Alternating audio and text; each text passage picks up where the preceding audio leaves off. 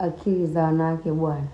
Akiamua kukubless hii kitu, hata hahitaji hela zako.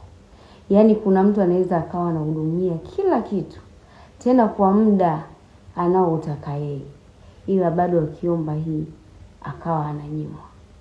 Ila ukakuta kuna kamshikaji tu kana chatigi naye, hakajui hela ya nywele, hakajui hela ya viatu, hakajui gharama yoyote, ila na mzigo huaga hakaombi, kanapewa tu bure.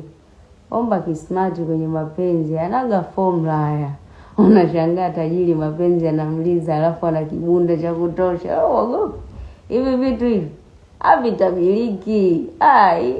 Hudumia mwanamke ambaye tayari anakupenda, ila usimuhudumie mwanamke eti anipende. Mwanamke akili yake anaijua mwenyewe.